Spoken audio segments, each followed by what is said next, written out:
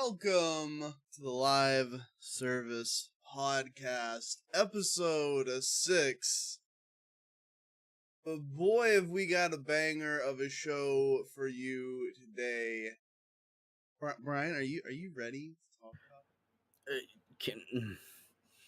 Yeah. Like we just talked yesterday, but there's already so much more to talk about already. So much more to talk about. Yeah, that was like I mentioned, I just said like before we started, like we got on the call with each other, and you were like, so, and I was like, no, we can't talk until we're on the air. There's just so many, we just no. Do you want to start? I think we should start with like what wasn't there. Oh, I know exactly what I know exactly where I want to start. Okay, and I'm streaming my screen to you so you can watch everything in real time. I know exactly where I want to start, and you probably want to start there too. Are you ready? Okay, let's do it. F1 Manager is coming out this fall, and it looks spectacular. Hey, I mean, yeah. I was not expecting that. No, of course you weren't.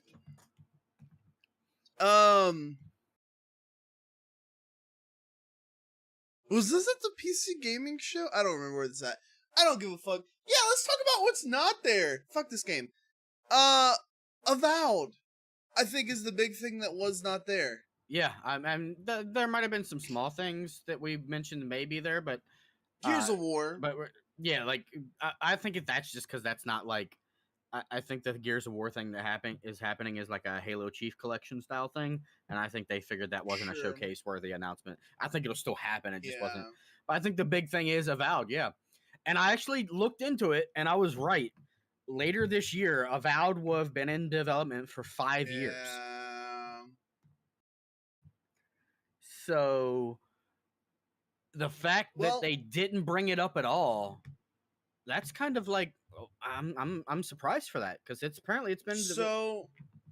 What's worse is that, according to Jason Schreier, apparently recently the game changed direction internally, as well as its creative director, and they somewhat soft rebooted the development on the game. I think that's the reason it wasn't here. I hadn't heard that originally, but I think had that not happened, it would have been here, because it's got about 5 years of development. I think that's going to be kind of strange now too, because that puts both it and Outer Worlds 2 coming out next year, or in next year's showcase coming out within that year. That's kind of, Yeah, that puts some strain on it. Absolutely. They it's did funny release... that we might see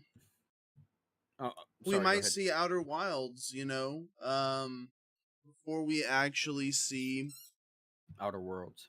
Outer Worlds before we actually see Avowed. Maybe the change in direction was just story or in-game focused. I mean, it depends how severe the change was. Changing creative director and changing the game's direction, if it's a complete change, it can be huge, really huge. And it can delay the game or basically restart the game's production altogether. We may not see Avowed for another 5 years. Realistically. Yeah, I'm very curious, like, what the change was, because and like what did they have? Why? What? More importantly, why the change? They had said it just wasn't what they wanted. I think it's kind of like the Overwatch situation. They got so far into Overwatch and it just systematically failed. So instead of getting rid of everything, they changed course to be Overwatch. And I think that's the same issue that they're having here, but they're trying to make their change of course less drastic and still keep it as being Avowed, instead of just changing the contents of the game completely. Yeah, Um, I wonder if they're just trying to. I wonder if they were trying to make something different because everybody's just saying, like, you know, Bethesda has Elder Scrolls and Fallout, and everybody kind of says there's the same thing, just two different settings. And then people were kind of saying the same thing about Outer Worlds and Avowed. They were like, it's going to be their, Skyrim or their oh Elder Scrolls, and maybe they wanted it to man, just be different and not be that. we're gonna we're gonna talk about what Bethesda has here soon, but Oh yeah. all But right, speaking of that wasn't there. Anything else that wasn't there in particular that you were disappointed by? that I was disappointed by, no, not really. Mm-hmm. Um, I will say the other thing I'm disappointed, and I'm not disappointed that this wasn't at Xbox. I don't know that it would have necessarily made sense for it to be at Xbox. I'm disappointed that we haven't seen it at all anywhere in the conference.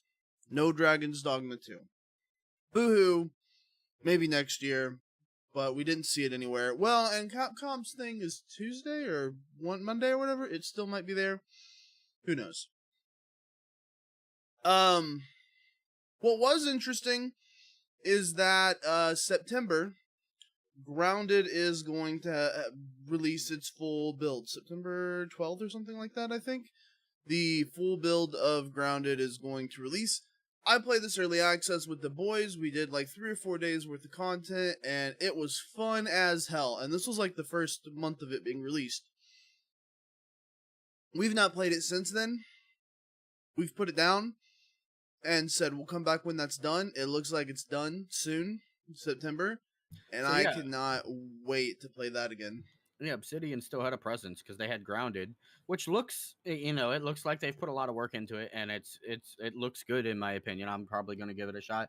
And they also You had. know, Did you see the new thing from Obsidian that we had heard nothing about?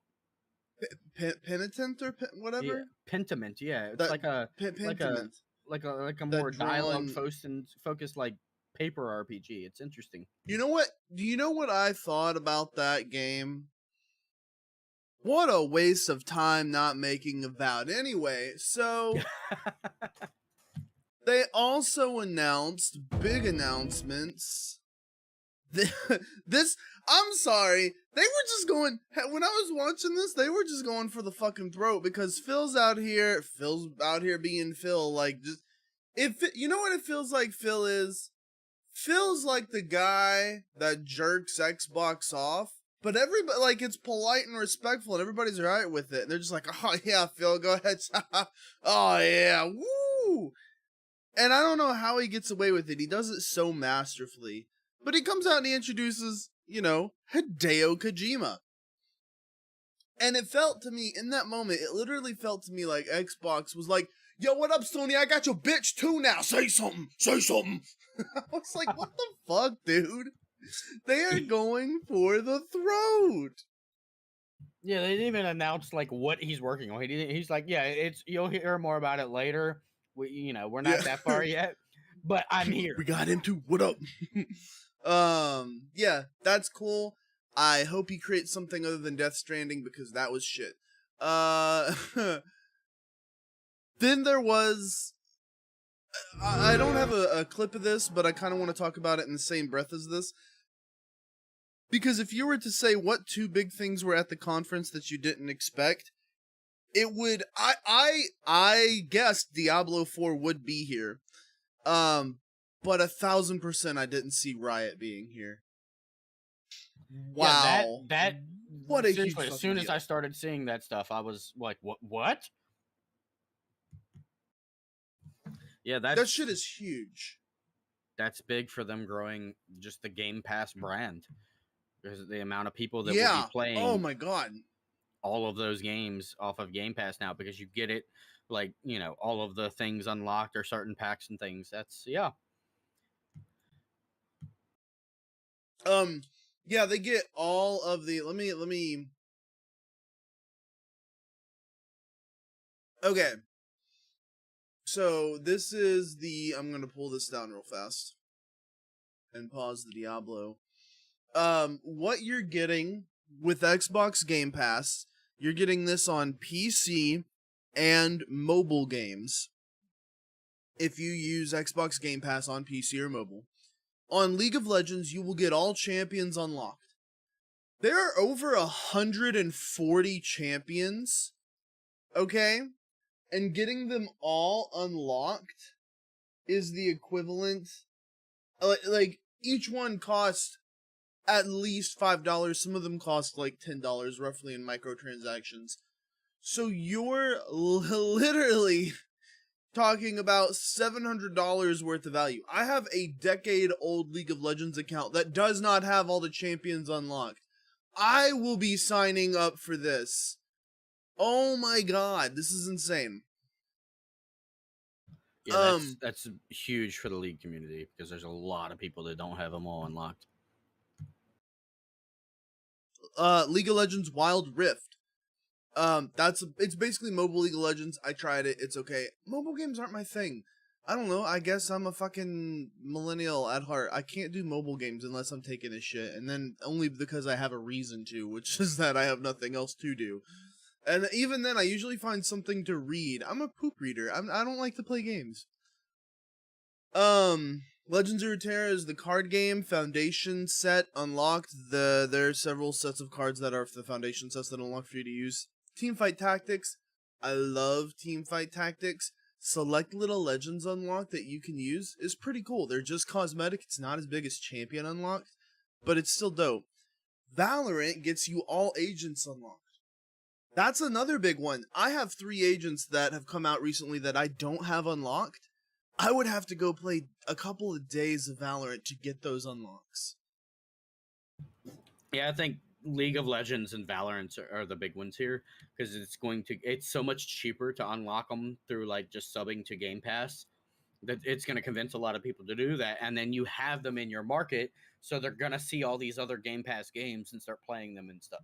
Yeah, this was a brilliant move by Microsoft. Yeah, and not only is it a brilliant, I'm sure that honestly, I'm not sure who would pay who for this deal because it's a really good deal for both of them. Because you get people in the door to League of Legends and you get them looking around, people that have never played before, and they have access to all the champions. They're gonna start buying skins, and they will never let go of their Xbox subscription because that means they're gonna lose the champions. And they don't want to do that. So they'll keep that Xbox Game Pass subscription permanently, basically, once they start getting skins for these champions.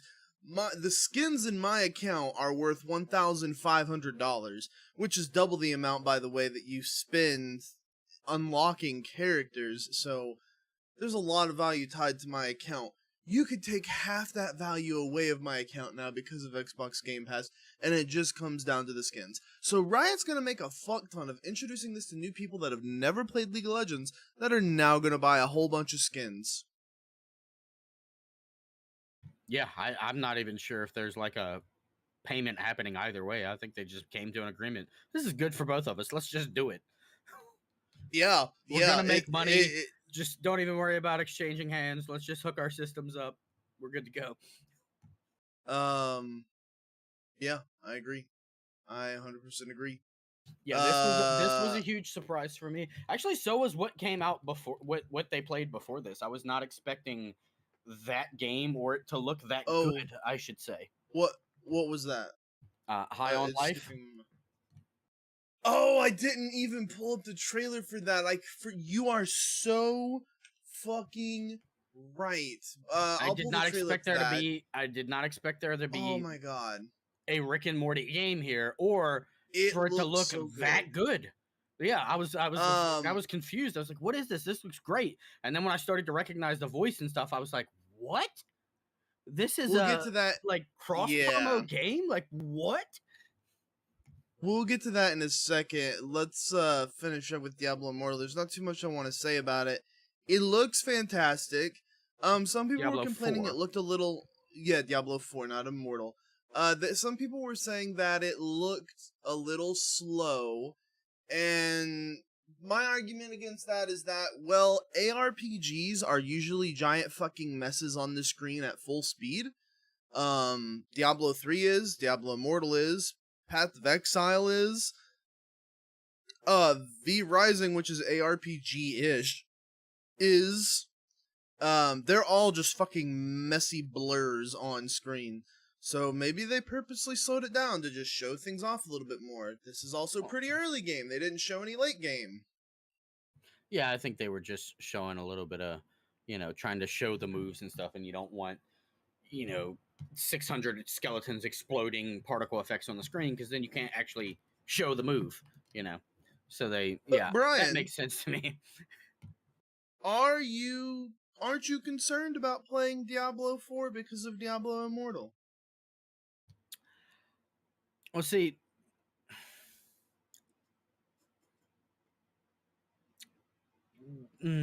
yes. Yeah, see, this is an argument I was having earlier with some people in my Discord. They had to come out and publicly state that this is a full-priced game and that microtransactions will be centered around cosmetics. When you have to come out on Twitter and make that statement about your game, you already lost. The game fucking over. You have already fucked up. Yeah. Well, I'm happy to hear that now because I hadn't looked at Twitter. I am. My day's been packed because I was, at a DM session and everything.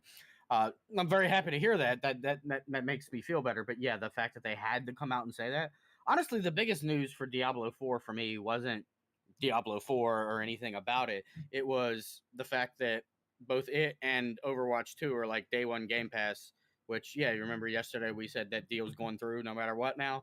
Yeah, Microsoft believes so too, because they're just like, yep, it's on there. And Overwatch 2, that's still, wow, you guys need to do something with that. I'm glad it's free on Game Pass because otherwise, who's buying that? Like, what? It's the same fucking thing. You said it, not me. You true though, god damn it. But yeah, no, it's that looked wonderful. Look, I could sit here and talk a few minutes. Diablo 4 was one of the best looking things in the showcase for me. One of, not the, but one of. And we could talk about it at length on another time. Can't wait to see more of it. I will be playing it on release. We'll be talking about it a ton. But yeah, High on Life. You had mentioned this. I'm actually going to turn the volume on this for a second. I saw this and I was like, oh. You're the only one that can stop them. Okay. And then what immediately caught my attention was this. The all-new Hyper Bong. The intense high of humanity can now be felt by everyone. And I was just like, oh, this is something else. And then the weapons talk to you. The music was fucking popping. The weapons talk to you. They're funny. It's colorful, artistic, and pretty. Yeah, the environments look varied and like colorful and like they stand out and look like a place I showed like 3 different environments right there, and I'm like, I want to go like look at. That's what you want from a trailer that's showing off gameplay like this. You want me to want to go explore them more. Yeah, I was beyond surprised by how good this looked and how fun this looked. Oh, and the joke, this joke fucking killed me. This joke fucking killed me because it was so fucked up. Oh yeah, that's one of my children. They die fast. Don't worry, it's easy to make more. It's one of my children. They die fast. Don't worry, it's easy to make more. Yeah, like most like tie-in games for like movies and TV shows and stuff are like mediocre at best. So this looks like it's gonna be like legitimately a great game. It looks fucking hilarious. The knife that was like, oh yeah, here we go. I was like, that was fucking killing me, dude. Oh my god.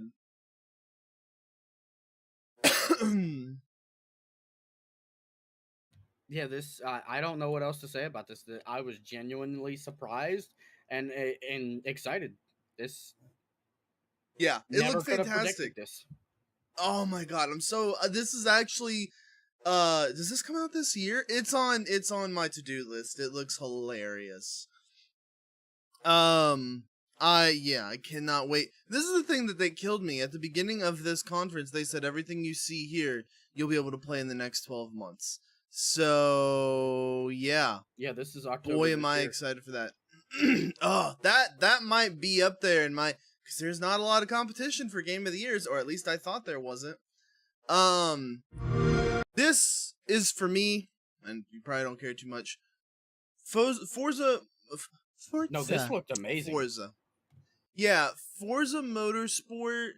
I'm a big racer guy. I do a lot of iRacing. Forza's always had a place in my heart. I don't care what they say. They keep saying Forza. It's Forza. This has a place in my heart.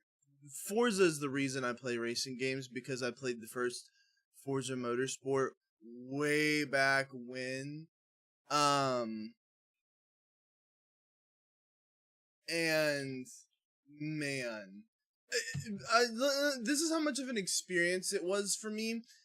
Forza Motorsport 3 came out around 2010, 2011. Me and my friend Chris rushed to go get it. And this is where I found Top Gear, and this is where I fell in love with Top Gear. Because it had Jeremy Clarkson giving this seemingly eulogy to the death of big thumping V10s and V12 cars of the era, and how we're a dying breed. And it was a very, like, if you watch a lot of Jeremy Clarkson, it was one of those monologues that just, like, it hit you, like he knows how to hit you with that speech. And it did. It hit me. I was like, God damn, dude. This is what made me love cars and culture and going fast. So Forza has this seriously special place in me heart, because this is the reason why I love it, and I'm so close to it, and it's got so many involvements in my life. Yeah, And I'm gonna be honest. I've always been more of a Horizon than Motorsport fan, just because I like the more arcadey. But this looks amazing. I was continually impressed the further they went along in the demonstration, talking about the advancements in their technology. And what the hell is going on with Turn 10 and Playground? Both of them are like making like the biggest advancements in the back end tech and the graphics right now. Like so Horizon I was think like groundbreaking when I played it. I was like, how does it look this fucking good? And how do they make all this work? And now the things they're showing with Motorsport and what they're describing, I'm the same thing. I'm like, how? What the fuck? I think part of what takes Turn 10 so long is they probably have an internal engine that they use, that they don't talk about. And I think Microsoft has seen this engine, and I think Microsoft wants to make this engine usable for everything, which is why Playground is making Fable. I think Fable is going to be the first litmus test if this engine can do everything they want it to be, because obviously it makes racing games incredibly well. But I think Playground, who has familiarity with Turn 10's engine, is going to see if this thing can churn out some other kinds of games too, and if it's something they want to start using across the industry for Xbox. I don't know what the engine's called, but so far everything I've seen from it, from Horizon that came out last year, and then this, the thing is amazing. Not just graphics, but just like technology, like the systems of what it could do, like what they've implemented in these, like him talking about like the weather and the time of day and everything. Well, actually, they're able to program in it having an effect on the track itself and the way that interacts with your wheels, and like, whoa. Yeah, so they have a ton of new tech. By the way, I just looked it up. The Turn 10 engine is called Forza Tech, and it has a proprietary editor that is called Fuel. And Fuel allows multiple artists to work from the same level, primarily those for cars, racetracks, and simulations. So, there's a lot of really cool technology that they're introducing into this that adds a lot to the simulation. Tracks rubbering in, tire, fuel management strategy, degradation, heavily localized specific damage, what they were kind of demonstrating there, new physics simulations and models about how things work. Let me cut my stream for just a second for you. Be doing some weird things. Yeah. See the regular Twitch stream. And yeah, it looks fantastic. I can't wait to play it, but I know racing games aren't for everybody. It looks fucking gorgeous. But we'll move on to Vin Diesel. I saw the Arc 2 footage and I'm like, where's Diesel at? And sure enough, like 30 seconds in, so they haven't shown any footage about this. It's not coming out until 2023. It was going to come out this year, but it's not coming out until 2023. Apparently, this Arc 2 has Dark Souls-like combat, which I was immediately interested in. More component-based crafting instead of crafting by having tens or hundreds of pieces of material to vast craft things. Story focused on the first large map. Like, there's a lot of things they're talking about. I'm like, oh, you guys are going in the right direction with this. So I'm interested in it, but I will refrain until then. If it turns out to be what it is, my biggest problem with Ark, and a lot of the boys had with Ark, and why they kind of shied away from it, was simply the fact that it was a very grindy game. And not everybody enjoyed that grind, gathering hundreds of materials. Azid and I have spent hours hatching a fucking egg. So, moving away to a more average player type of progression would be interesting in comparison to the very hardcore progression they have for in-game currently in our games. Anything else you wanted to say about that? Arc, no, I've never been I a have huge two Arc other fan things. myself. I have two other things before we move on to the big one. Is there anything else aside from Silk Song and Redfall that you wanted to talk about? Yes. Okay. Yes, I do want to bring up just in passing. There, it's I gotta look up the name again because it's weird. ARA History Untold. It looks like they're making their own Yes. they're making their own like little Civilization style game. I was Yeah. like, at first when they were showing it, I thought it was a new civilization, but the deeper they went in, I realized it wasn't, and it was something new. But it looks really interesting. Civilization 7 does Aura looks really great. It looks like Civ 7. It really does. And to be honest with you, I hope it is a better version of Civilization 7 than Civilization could be, because I think the people making the Civilization games are kind of resting on their laurels, and so hopefully this is a big step forward from that. Civilization, when done right, is always extremely fun to do. But yeah, it is cool. I have three more things to mention. Again, these are all in passing, just like that one. Just Okay. quick discussions. Sure. Flintlock: The Siege of Dawn, I thought looked really well. I like the combos and the kill animations and stuff. I was when I first heard about that game, I was like, really? That's yeah. But the gameplay segment they showed here convinced me. I was like, this looks fun. I want to try that out. Yes. Next thing, I was not expecting this. This was also kind of a surprise. There's another Minecraft. After we have Minecraft Dungeons. Now there's a strategy Minecraft game. Who was expecting a strategy Minecraft game? I'm gonna be honest. Minecraft Dungeons was a lot better than I thought it was going to be. Yes, it was. I'm kind of excited for this because they've continually done better than I thought they would. And the next thing, because I don't know how you didn't bring it up, Guns. Like, it comes out in July, like not long after my birthday, and I know you and the boys are gonna play it. I mean, I guess because it's just an update, but that Sea of Thieves update looked pretty awesome, did it not? It kind of caught me off guard, and I wasn't fully paying attention to it because the song was so fucking catchy. That's true. Yeah, that's true. But yeah, being able to customize and build out the interiors of your ship and be like your own captain, and they're adding some pretty cool, awesome stuff. Like, this game just continually gets more and more added to it.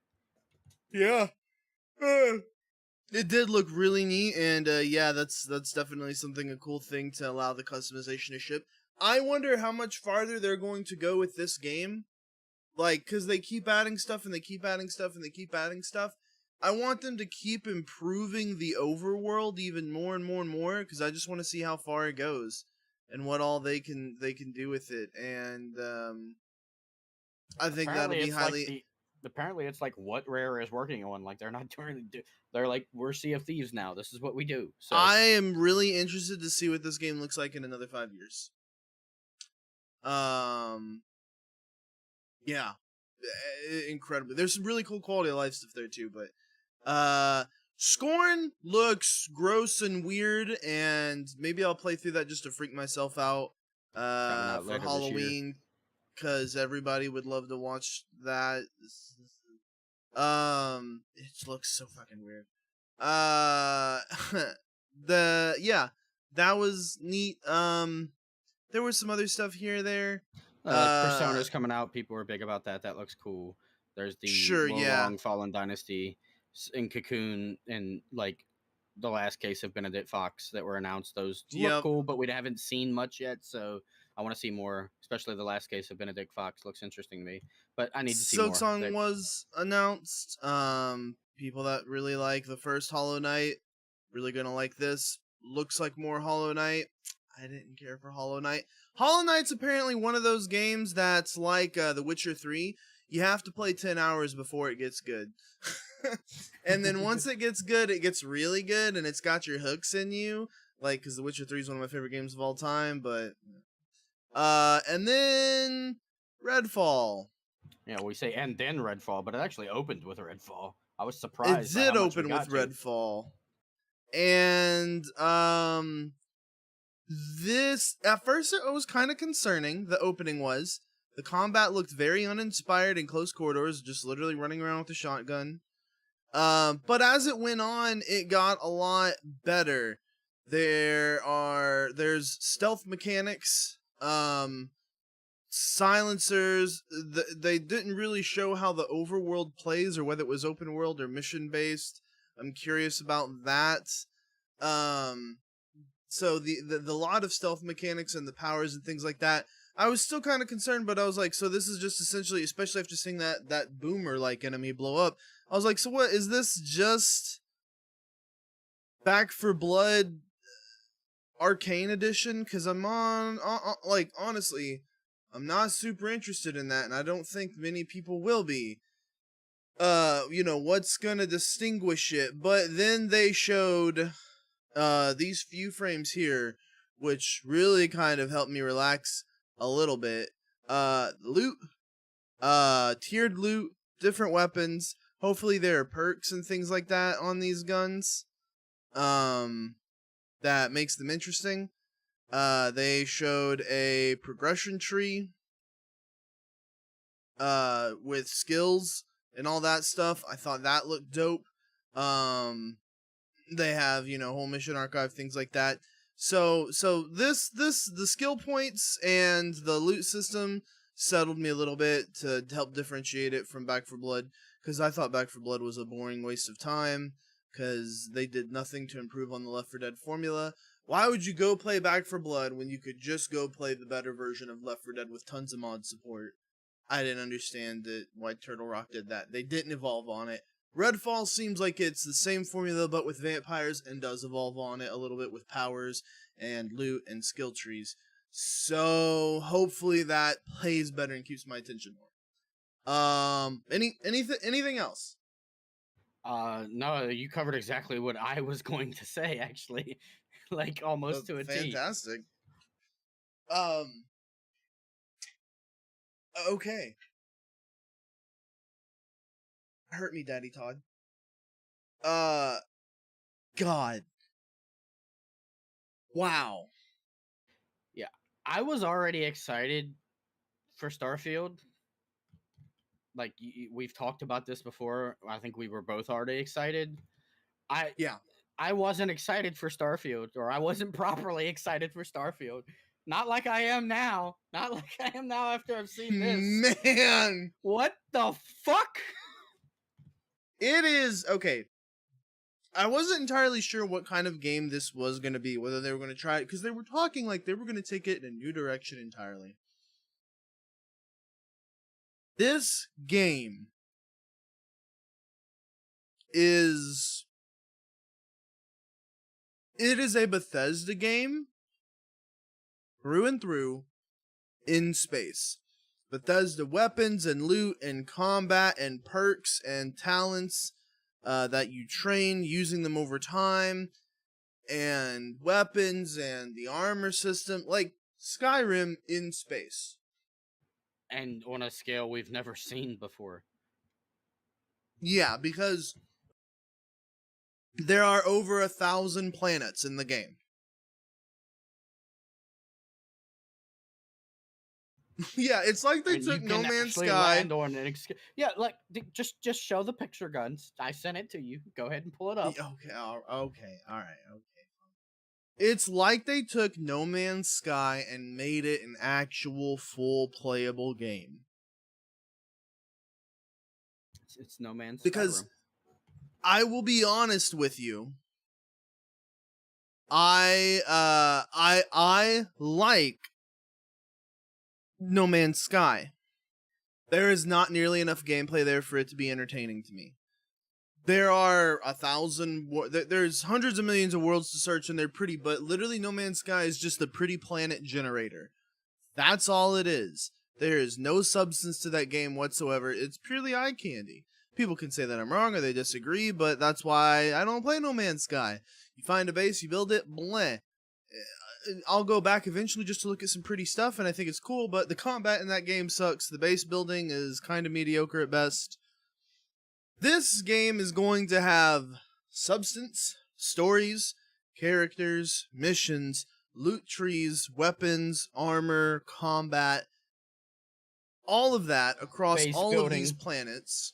Base building, shipbuilding, space combat, factions to join and quests with, space exploration. There's even a section up here later on where he finds a ship and he docks to that ship, and then he can get out of his seat. You see the options, and there's 3 options. There's one that says like detach, there's one that says get up, and there's another that says board. So clearly he could stand up out of his seat, walk around his own ship, which is awesome. He could get board the other person's ship, which is even more awesome, and he could detach from it. You're gonna go exploring and find derelict spaceships just floating around planets that something horrible happened to that you can attach to, and there'll be a mystery there, and you can discover it, and it'll lead to a quest, and that quest will take you across the fucking galaxy! Ah! So excited for this. Yeah, this is, and yeah, when he started explaining like how much, you know, he's like, the game is this big, and this big, and he zooming out. I was like, stop, Todd.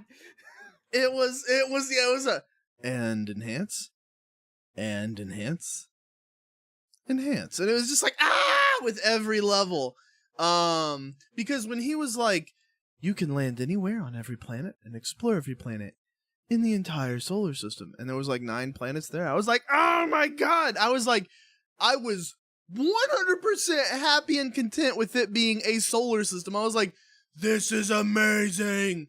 And then he's like, and then you can explore every solar system. Don't say it, Todd! In the system. And I was like,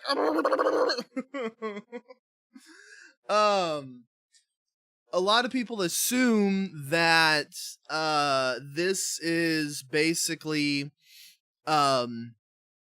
probably procedural generation, and then they go over and they do human touch up over top of that, place all the things in, put all the, I know enhances when you zoom in, fuck off, okay? But they take all the stuff and they place it in, and so I think this is what I've said developers should be doing for a long time if they want to generate massive games. And if they're taking, when did Fallout 4 come out? Fallout 4, wow, that's been a while. 2015, 7 years ago. So for the last 7 years, they've been procedurally generating and hand touching all of these planets to make them feel unique. And I think that's the way you do it. That's the future of games. If you want massive areas, right? The first part of the game looked a little shaky. But then it went on to the next parts, exploring the city. Did you want to say something? I was gonna say, because of what you were showing on the screen there, the aesthetics really stood out to me as well. It's got a very, like, like NASA punk feel, I guess you could call it, which kind of reminds me of like Yeah. classic Destiny, but Destiny's gone Yeah. far away from that now. But it really reminds me of Mm-hmm. that, and I just love it so much. I'm like, God, this looks so good. I love it. Thank you for picking that aesthetic and sticking with it. I agree. And when you look at this game, there's just something about it. I don't know what it is, but you can look at this game and you can go, "Oh yeah, that's a Bethesda game." And that's not a bad thing. I don't know why every Bethesda game, there's something trademark just about the creation engine. But yeah, the engine upgrade is doing okay as far as it's not looking super jank. Yes. So I think the engine change to this is fantastic. You can tell it's a creation game by looking at it, but it looks so much more natural than previous creation engine games looked. There's always something a little stiff and rigid about Skyrim and Fallout and Oblivion and Morrowind. That's just kind of like this telltale trademark Bethesda rigidness about their games. This game has significantly less of that look. It's still there, but man, is it hard to notice. And you straight up wouldn't notice if you hadn't played tons of previous Bethesda games. Yeah, and they've I know people, the people in the chat when this thing was playing were just being stupid.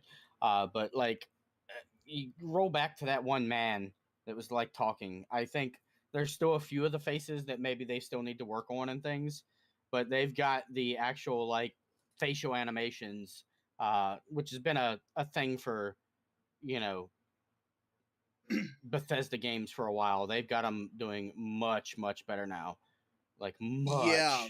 much better. Yeah, his faces, it almost looks like they are honestly using motion cap for actors now. This doesn't look to the level of Horizon Zero Dawn This or guy right here, Horizon yeah, this Forbidden guy looks West. great. It doesn't look to that level, but it does look much better. Much more believable with the facial animations and things like that. I would have to see more of it, but it looks really good so far. And there's a lot of facial expressions coming out of that. The similar feel to previous Bethesda games probably comes from the color grading and lighting along with the camera framing angles. Probably because that's a lot of what they do. Like, okay, this is a Bethesda angle. Like this feels like an extreme. This is very reminiscent of Fallout. You have the depth of field blurred background, the close in on their face when you're talking to them, and for some reason your eyes are staring like right at his upper lip instead of at his eyes. That's that's a Bethesda angle through and through, right? Yeah. And the the dialogue options will show up in the bottom left hand corner shortly. But like some of the detail here, look at the bottom of his eyes, and you can see the tips of his eyelids and the water residue. Like that's insane fidelity. But it's there. So it graphically looks. This is another huge step forward in terms of, Bethesda games, and it looks fucking awesome. I can't wait. Yeah, sorry, I just get lost in watching it for a second again. It looks so good. I can't believe just how good it looks, and I can't say for certain because we haven't played it, but the gunplay looks more snappy. It looks like it's better than Fallout gunplay, which I Yes. wanted. Yes, it looks like they've improved on that as well.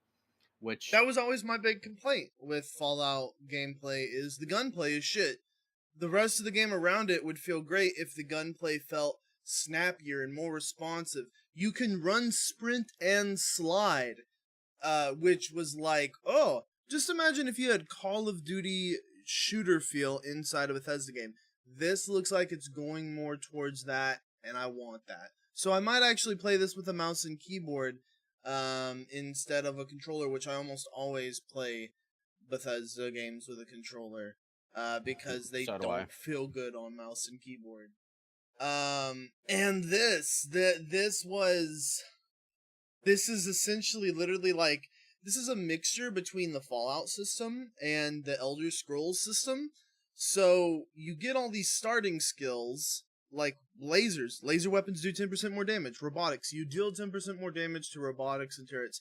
Medicine, heal 10% more. But then you get these skills and you use them more to level up. So it has almost like the skill set of Fallout, but the utilization of using them to leveling them up. Instead, in Fallout, you level up, then you put points into the skill you want. And I never liked that system because, see, I want to look at some of these. I never liked that system because it always felt like, well, I'm putting points into what I want instead of just being good at what I use. That's what I always liked about Skyrim.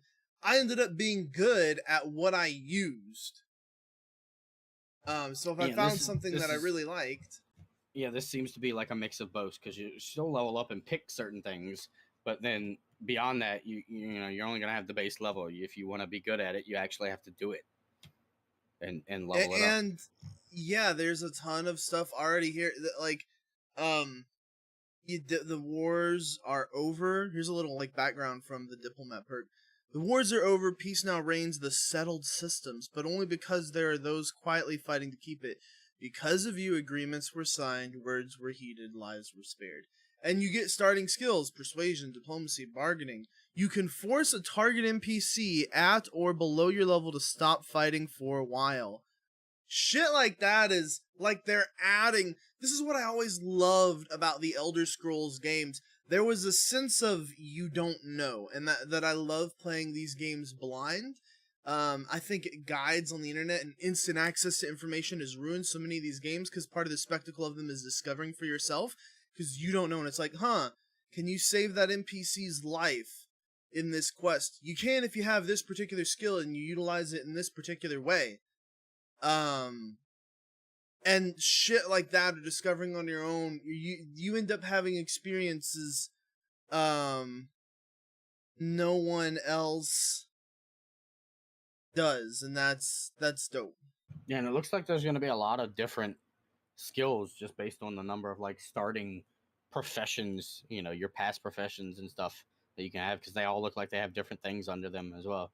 So it's not going to be like, you know, there's like 12 skills and then just your starting profession mixes those because these three are completely different than the other three we saw. And, you know, there's no crossover or mix over or anything whatsoever. And yeah, it looks like on the right hand side there's quite a lot of different starting bits to choose from. And this is really interesting. So this little section, for those of you that don't know, this little thing here that's personal record, this is what a strip of DNA looks like when they're looking at your ADTP. On a slide. That's what a strip of DNA looks like when they lay it out and then spiral it. And so your personal record is editing that to change the look of your character, which I think is hilarious. But it also says, no, biometric customization can be changed later by visiting a genetic facility. So there's in-game modeling and genetic facilities. You can change your body, face, and then your background and your traits. The level of character customization seems fantastic. Muscular, heavy, thin, body types and styles, walk styles, skin tones. they go to face adjustments, and then obviously your background and things like that. The customization looks fantastic. Can't wait for it. The other thing that really got me jonesing was building your own settlements. So it looks like, you know, when you and flipping through all the looks and everything, fantastic. And then also this, they have, so they've targeted down to 5 categories: physical, social, combat, science, tech. And that's dope. And you can see things like heavy weapon certification. I'm sure there's going to be some seriously fun things in this. So I'm looking forward to it. There's multiple ranks and there's challenge progress. And it looks like there's like 18 different things under each, you know, so there's 5 things and like 18 things under, well, maybe not actually, because they look like they're numbered differently. But there's a lot of skills, and then you have to rank up said skills, and yeah, wow. There's also crafting. So like Elder Scrolls blacksmithing in space, you need iron, nickel, sealant to make this this P90 looking weapon. And this shit looks dope as fuck.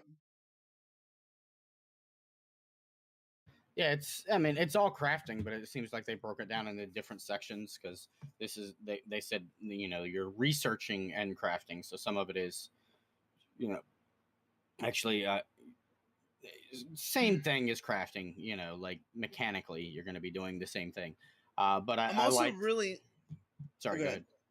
No, I was just gonna say I like the look of it, and I like that it's allowing you to, in a game like this, it would make sense to me that, like, you know, you're not crafting, you know, the better version of this gun, you know, like, you know, the named version of this gun or something, that you're instead, you know, crafting things to make it better, attachments, you know, like what you're building out of things like that. And I just think, as far as it comes to like immersion, that works better, and I like that. They also then showed off base building and the requirements. And the really interesting thing is they have power and they have crew. So power is how much power the station has. Crew is how many people are on it. Then they had cargo, which I'm wondering, is that how much cargo the place can store, or is that how much it's receiving? Or then they also had production per minute. And I'm like, can you make your bases factories? Can they produce money for you and sell goods? Can you transport things to and fro? Yeah, I want them to go deeper into this, because they're also talking about landing on and exploring every area of every planet. So it's like, can I make like a small little like base here that's for, like, you know, mining this and doing that, and make another one on another planet, and like, how deep can I just have one, or can I, you know, like, basically like set up my own damn business in the galaxy? But clearly they have, like, so you can see here, there's a military hab. So you can maybe talk with military and store people from the Crimson Fleet or the other ones here. There's a science hab. There's a hydroponics hab. You can grow stuff here. There's a hallway industrial hab. There's a watchtower for protection. It all looked fucking super interesting. And it'll be incredibly interesting if we can end up making our own production facilities for trade and cargo across the galaxy and setting up network systems and all this shit. That looks super dope. And I can't wait for that. That adds another layer to this game. Like, this was kind of there in Fallout. There was a little bit of a logistics system, but not really. I wonder if they were more or less just like, it seems like Fallout 4 was testing a lot of tech that's in this game permanently. And then the shipbuilding! And there were so many stats to this. Okay. So, you can look at all the stats on screen, but the top left-hand corner they had the reactor and the equip power. So how much power your reactor generates and how much equip power you have. So obviously you're going to go questing for bits and bobs to make your ship. Credits and how much it actually costs to make it, how much health the ship has, how much engine power, shield power, and then GRV, which is I'm assuming is gravitational power or generation. Then W1012, maybe that stands for weapons. But they go into things like how much hull, shields, cargo, how many crew, what's the jump range, how mobile is it, what's the top speed, how much mass is it, or like, and seeing And I'm all sure that, I'm sure all this is going to be balanced. Like, if you want to make like a much faster ship that's like good for like dipping in and getting something in and dipping out and everything, it's probably going to have less like hull and shields. Like, I'm sure there's going to be balances to play. But like this and the fact that they talked about after this, like the crew, you can invite on specific crew. That you pick. I'm going to live out my Firefly dreams, man. I'm going to be the captain of my own ship, exploring the universe and just taking I'm playing fucking Firefly, and I've wanted to do that for fucking a decade. Starfield's letting me do it. Finally. Like, oh. It does. It looks fantastic, and the depth to which you can craft these ships, they look truly unique. And man, I am very, just looking at it, I'm super excited. I thought we were gonna have a ship, and that was gonna be our ship, and that's what we used to get around the galaxy. And that was gonna be, we walk in and out of the ship. I didn't think they're gonna let us build our own fucking ship. And then, to be completely honest with you, I didn't think they were gonna let us fly in space and shoot other shit around. That one had me, and I feel like I hope that exploration is rewarded. Like, what if you're just flying out around a planet and you like just see a ship go by and you're like, I was like, what the fuck was that? And you're like, let's go dock with that. It's that exploration, that curiosity part of the Elder Scrolls games that gets me so interested. That you just be like, wonder what that is, and you can go to it and you can figure it out. Yeah, There's nothing that stops you. I don't cancel everything else for next year after this comes out, because we're not gonna have time to play it. Right? Like if and I'm talking everything else. Like, this comes out during the summer, I need nothing else for the entire year, because I'm not gonna have time to play it. Like, holy crap! And the space combat looks pretty good. Like, it's not. Yeah. A lot of people were really concerned this game was not going to have substance. And that the delay had people very, very concerned. That the game was more or less trying to struggle to have more content. And now I'm like, no, they wanted extra time to fix all those bugs, because God, there's going to be a fucking lot of them.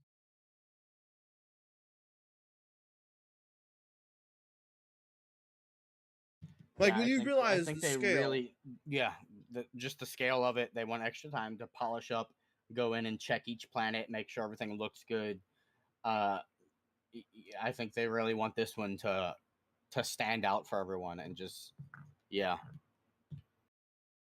I thought I was excited for this game, and then I watched this and I realized what it really is. This is a game changer. This could, like I said, this has the potential to like eat my life for a year easily. Yeah. Or more. And man, you know what's gonna drive me crazy? This bit killed me. But resource heavy. Okay. The type of planet that it is, the gravity that it has, so I'm guessing that's Earth gravity.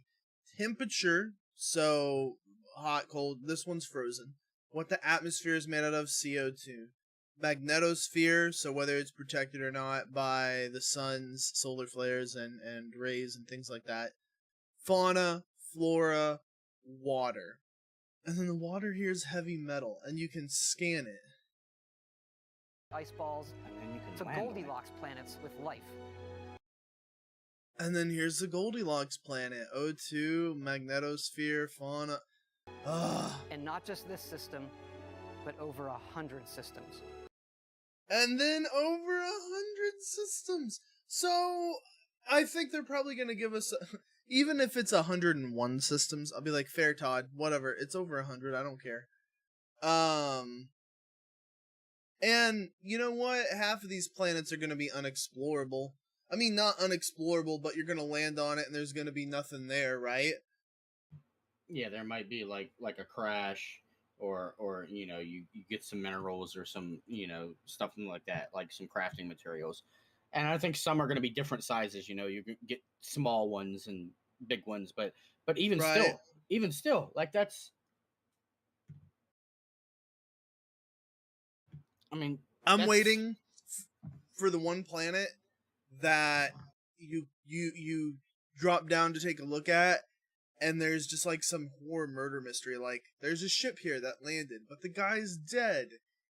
And we don't know where the rest of his crew is, but they were here. There's all these logs you keep seeing.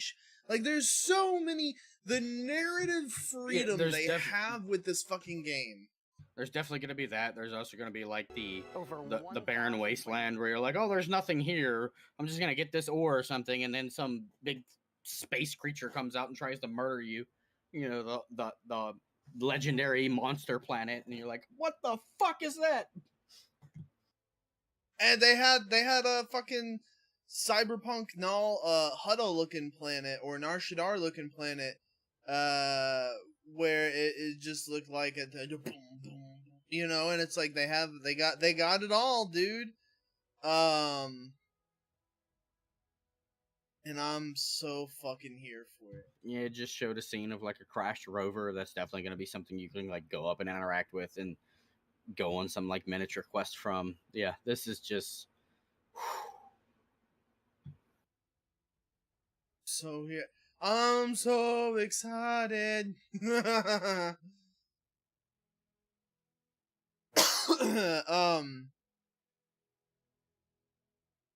Did they say whether or not this is just next gen and PC? I don't remember. There's no way this can work on previous gen, right? There's no way. Okay. So they say Xbox consoles, PC, and cloud. So here's how this works on previous Xbox consoles. They stream it to you. Oh, yeah.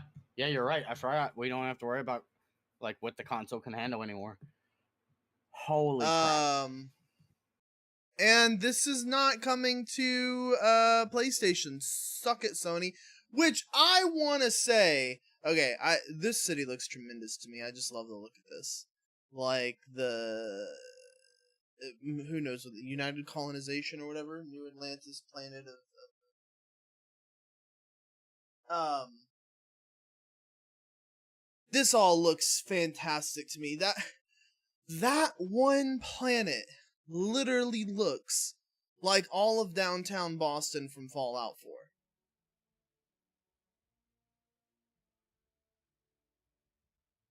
And that has me excited. With a lot more people and AI and scripts running in the background. It just looks so good. Can you believe this though? There are delusional fanboys saying Sony had a better press conference. The Last of Us 1 remake, really? Yeah, no, that was smaller, and I preferred it more because it was more focused and tight-knit on us. On VR. That's what it was focused and tight-knit on.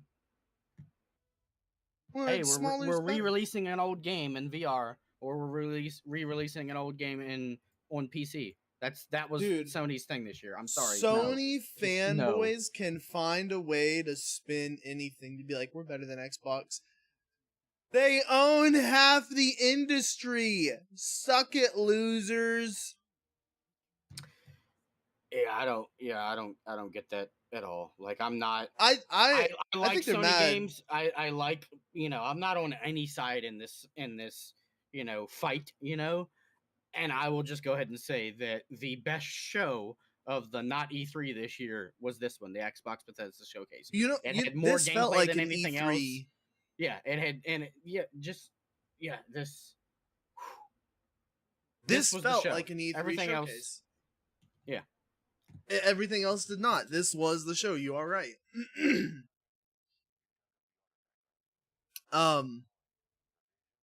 It was fantastic. This game, like, seeing this has changed my expectations for the game so much. Like I said, I wasn't as prepared for it as I thought I was.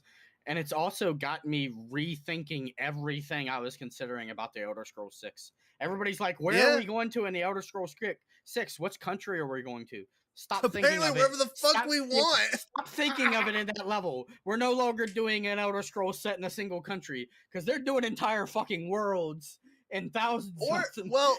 So like, we're gonna do the entire continent. Elder Scrolls 6 is going to be an entire fucking continent. I guarantee it. Well, you know what it could be? I don't know about that. But see, this is what I'm thinking for the Elder Scrolls 6. How they usually do just one section or zone. They could absolutely still just do one section or zone. But here's the thing. They're testing out all their procedural generation at large scale here. Well, what happens if they instead now do it at small scale? So they procedurally generate everything, and then they just pack it with detail.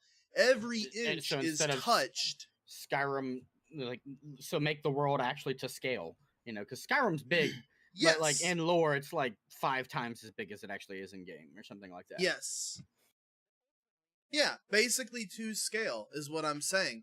And every inch is touched by developers' hands. See, the difference here is, like, there's going to be planets, and there's a lot of dead space in between the planets, right? There's a lot of open fields of nothingness. There's whole planets that will have absolutely nothing on them, and you'll just be able to walk around, and it's a dead planet.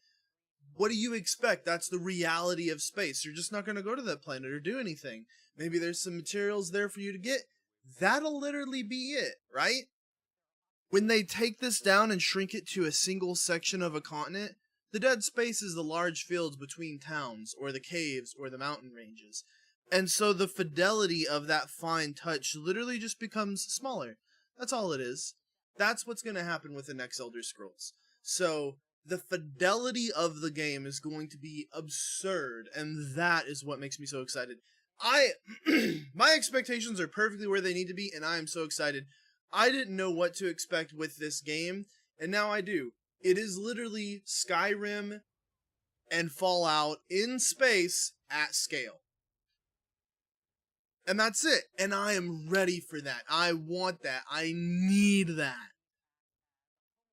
And now I just thought of something, Guns. Yeah. This is Bethesda. This is Creation Engine. So what does that mean? Mods. Can you imagine what we're going to get for this game?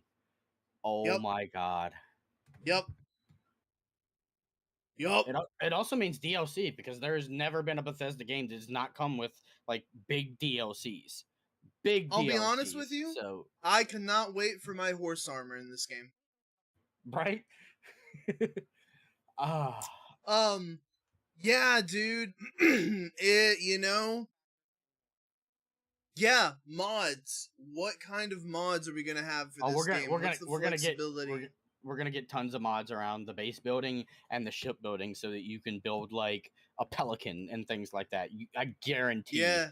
People are gonna put the parts in there to like build, famous ships. Like I was saying, live out my Firefly dreams. I'll be able to download a mod to like fly the actual Serenity from Firefly. I guarantee it. Probably, yeah. There'll be a blueprint for it. You can download and just make it. Here's the other thing I will say that has me fucking going crazy. I guarantee you they were making this game and they just had a ship that you flew around on, and originally you didn't customize or make your ship, right? But Bethesda has gone out of their way and hired some of the most notorious mod makers for Skyrim and Fallout to come work with them, because of the projects that they produce are Bethesda quality stuff. And it's like, hey guys, instead of making mods, why don't you come have a job with us? And they're like, fuck yeah. I guarantee you that whole making your ship thing was not, they just had a ship that you flew around on. And one of those guys that make mods was like, why can't you just make your own ship? And they're like, what do you mean? And he's like, let me show you. And he did it. You can fly around in asteroid fields. What kind of derelict shit are we gonna find in asteroid fields? Mining lasers in asteroid fields? Dude, I'm so jazzed for this game in so many ways. Yeah, there's even like space stations and stuff. I just saw like we're gonna be able to, Yes. you were talking about docking with other ships, but space stations as well. So you gotta think of that. It's not just the planets. It's, oh wow. Yeah, right? Like, you keep rewatching gameplay and you keep seeing new things, and I gotta say, man, Todd's looking good he's 51, he's a little thinner than I think he was previously, so I hope he's eating okay. Live fucking long, you bastard, because I want like another 3-4 games out of you. Yeah, this is ooh, wow. And yeah, he looks great. I like his shoes. His shoes are nice. The brown with the brown. I'm jealous of his jacket. That's a very nice jacket. Man, it looks so good. This, what this is gonna have me doing? I've done a modded playthrough of Skyrim. I've not done a modded playthrough of Fallout. I'm gonna go do a modded playthrough of Fallout 4 in the next month, because this has got me jonesing for it like a motherfucker. I realize this is not E3, but you know how like everybody does their like game of show. Yeah. I don't, in different years there's times where I can be like, yeah, it could be a few different things. I can understand the argument for right? I don't understand it this year. If this is not your game of show, then you're fucking lying. Stop. Just stop. I don't want to hear it. You're lying to me. Admit the truth. This is it. Holy. Oh my god, Brian. No one. Sony, you better release God of War and other things this year, because you ain't getting no awards. What chance do you have? Yeah, next year is Starfield's year. It's done. Yo, I just realized, what the fuck does this game look like with an EMB over it?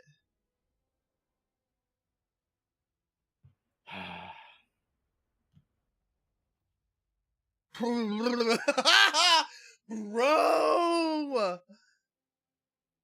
I just realized what is something that Bethesda has been experimenting with, and they made, it was one of their remakes of Skyrim. VR. You think they're gonna do VR for this game? Oh my god! Make a VR version of Starfield like a few years after it releases. Okay, here's the VR version. Like, I hope so. That would be shit. Dude, that would be dope as fuck, honestly. A VR version of this game. They haven't done it for Fallout yet, which by the way, I'm rolling it back to this. I'm watching this footage in 4K. The stream had a 4,000 bitrate on it. My stream has a 5.2 bitrate on it. Go watch the footage of this. Oh my fucking god. It just looks so good. Here's what makes me so excited. Okay. The Witcher 3 was one of my favorite games of all time. So when they said we're doing Cyberpunk, what I expected was the Cyberpunk 2077. What I expected from that was The Witcher in first person with melee and guns and skills and talents. We didn't get that. We got a janky, buggy mess with a half-baked story that had some great parts, but it was mostly bad, and we were lied to, and it was poorly received. Cyberpunk's biggest problem was it wasn't what they said it was. Cyberpunk is not an RPG. It's not like, it's... Here's why I'm not skeptical about this at all. Will this game be buggy? Sure. Will it have performance problems? Probably. Have you looked at the environments? Holy fuck. is this game gonna have problems here and there? Yeah, absolutely. Is it gonna be what they say it is or what they're showing it is? Yeah, you want to know why? Because they're showing a Bethesda game. This could be Fallout 4 with a space skin on it. It could. This could be Skyrim with guns and a space skin on it. That's why this is so believable, and that's why I'm looking forward to this, like, oh my god, yes. Yes! Yeah, man. Because you keep replaying the footage, and I was just like watching him walk down that hill, and it was like, I can't get over the aesthetic. It looks so good. I love that NASA punk, whatever you want to call it. Like, everything about this looks wonderful. Yeah. It looks so good, dude. And the different factions you can join and the I'm over the fucking moon for this. Anything else you want to point out? Because I'm sure we could sit here and gush about this for hours. No,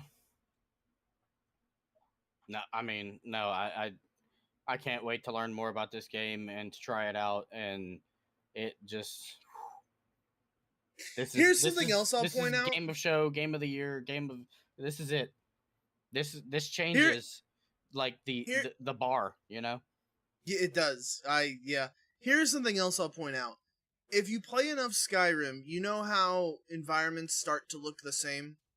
Like, oh, you've seen this cave before, you've seen this altar before, you've seen this before. I can see that in this footage here. This little starbase, this dungeon, I see that. I see how they're making the similarities from room to room. But they have done it so fucking cleverly that I can't tell unless I'm purposely looking for it. In Skyrim, I could just tell because that's what everything looked like. It's like, well, this looks the same. They have done their craft is so intelligently done that they have made artistic similarities, and you look at it and you're like, oh, this is just an aesthetic. That's what it just looks like, an aesthetic choice. But they have they're using multiple things over and over and over again. I think that is the genius of their game design. They have mastered the art of using one resource 1,000 times and making it look completely different every single time. And that is probably how they were able to make this game so fast at scale. And you're like, so fast? 7 years to make this game is pretty fucking fast. Yeah, when you consider the scale of it, yes. And let's be honest, Elder Scrolls 6, seeing this game, we're not seeing Elder Scrolls 6 for a minimum of 5 years.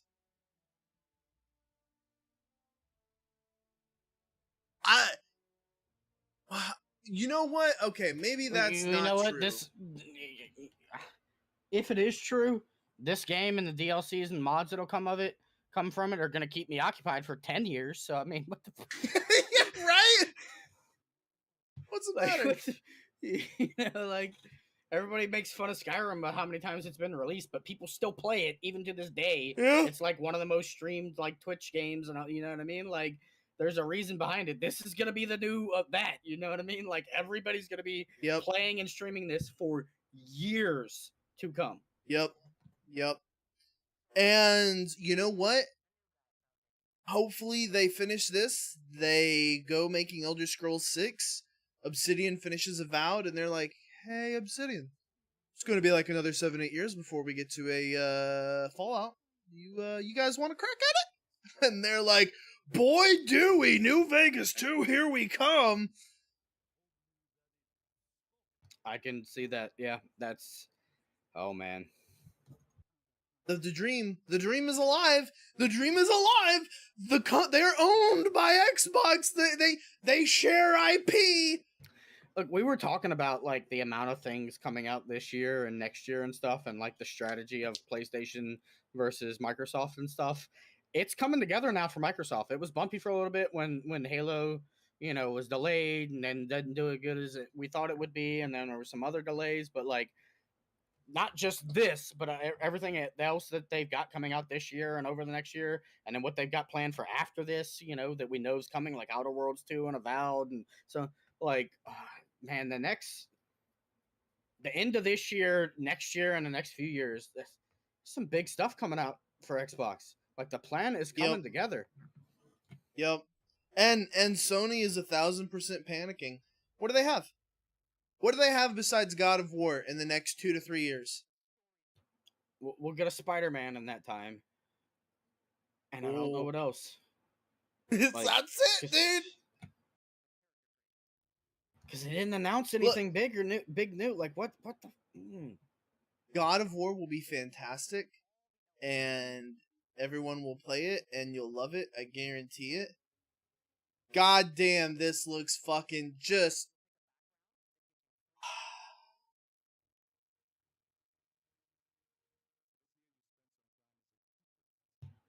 Yeah, this is game of show, definitely.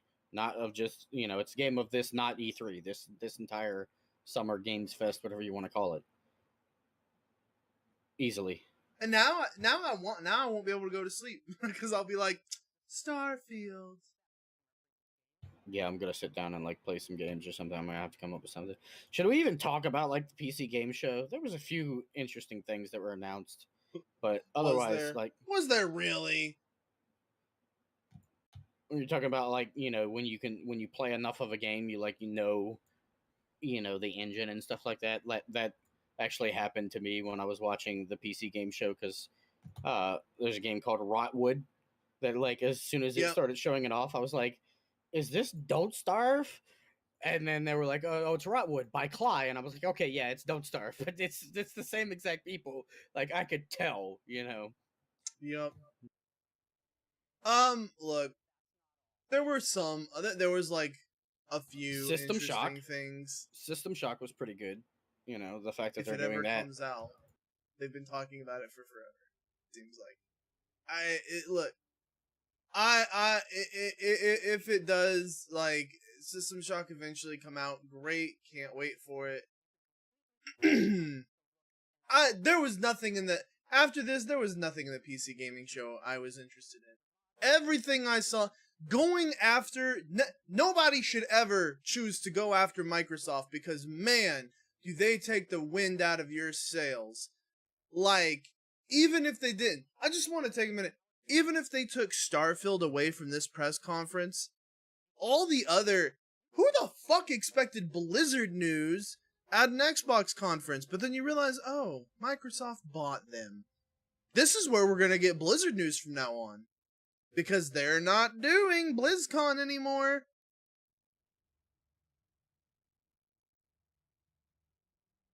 So, Bethesda news, Blizzard news, Activision news, Xbox's internal studios, Halo, Gears of War, all of that, Arcane, all of that is going to be coming out of Xbox for the foreseeable future. They will not have a boring conference ever. So I have a question that I'm drawing a blank on this.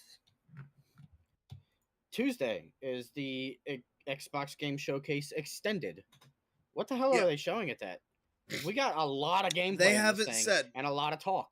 So what exactly is going to be in that? Because I was expecting them to like just show things and not do any talks or split them up. But like I now after actually watching the show, I'm like, what is actually going to be in there? So I think they said everything you see here is playable in the next 12 months. Everything. Everything you see here. Diablo 4 is going to be playable in the next 12 months. Starfield is going to be playable in the next 12 months. Plus other stuff they didn't show here because they just like gave us like a picture with a lot of stuff on it. Because like Replaced and stuff was included in that. So there's other things. Replaced is going to be playable in the next 12 months. Yeah. I'm saying like things they didn't show in the show that are included in that 12-month thing. There's like a lot of stuff. Oh, you're talking about that image. Yeah, okay, we'll talk about that image here in a second. Persona, Ravenlock, Cocoon, Earban, Shadow Legacy, Pentiment, As Dust Falls, Nikana, Gunfire, Lightyear Frontier, The Last Case of Benedict Fox, Fallout 76's expansion The Pit, Overwatch 2, The Elder Scrolls Online newest expansion Heil, Microsoft Flight Simulator 40th Anniversary with Top Gear, and the flyable pelican. The whole League of Legends stick, High on Life, a Plague Tale, I mean, like, The Plague Tale, we forgot to talk about that. That looked amazing. I think it's overshadowed here. It does look amazing, but it's completely overshadowed here. All of this shit, Diablo 4, Grounded, Flintlock, Minecraft, Ark, Forza, Aura, on and on and on and on. If you took away Starfield, this show would still be a fucking banger. I agree. I agree. But everything they showed was playable in the next 12 months. I think Tuesday, we're going to get little sneak peeks at things. We're going to get some developer interviews. And we're going to get some talk about things not playable in the next 12 months. So maybe that's when we get things like Avowed.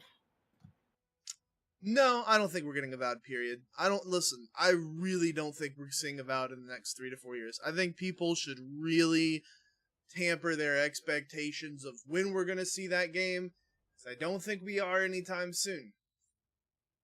If you don't give me Avowed, give me Outer Worlds 2 sometime next year. I want it. Maybe. I don't know. We'll see. I think that's it, though. We should wrap it there. Is there anything else you want to talk about before we do? No, yeah, this was it. This was the show.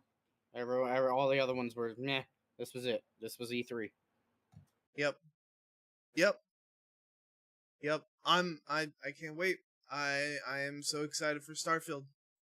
And there's some stuff along the way to keep me entertained, but boy. Yeah, everything that comes out, and like if anything interesting comes out in Guerrilla Collective or the Capcom showcase and the extended Xbox showcase, we'll discuss all that on Saturday. But I am glad that we decided to have like a back-to-back show, doing an extra one on Sunday on today, because I don't think I would have been able to wait a week to talk about Nope. What the fuck did we just watch? We accidentally filled a whole nother hour and a half, so there's 3.5 hours of podcast in 2 days. That's how much. Yeah, that was. I'm still kind of like mind blown by like how big and how deep Starfield. What the fuck did we just watch, dude? Bro. Yes, oh man, I can't agree more. I'm so excited. All right, well, hey guys, thanks for watching the live service. We will see you guys next Saturday. We're gonna go try to be lucid from our Starfield daydreams. You can follow me here if you're already on the YouTube or the Twitch. Obviously, you know where you're at. You can also follow me on TikTok, /GUNZGAMES. Go over there, like my shit. It helps with visibility. And then obviously here on Twitch, or if you're watching on YouTube, come over to the Twitch and watch us live, or watch us play games. Or come watch our Sunday night League of Legends DJ hours, which is right after this podcast. And soon you'll be able to play it with every unlocked hero. Yeah, exactly. You can catch Brian over at twitter.com /7bitbrian. He's also a DM. I don't know if he has any spots open, but I'm sure if you wanted a banging dungeon master, trust me, he's your guy. I'm okay. All my spots are filled at the moment, though. Business is booming. All right, guys, that's going to do it for us. We're going to get out of here. Thank you all for watching our ramblings. We appreciate it so much. We'll see you next week. And God, for not being E3, it was pretty good. Yeah? Best not E3 ever.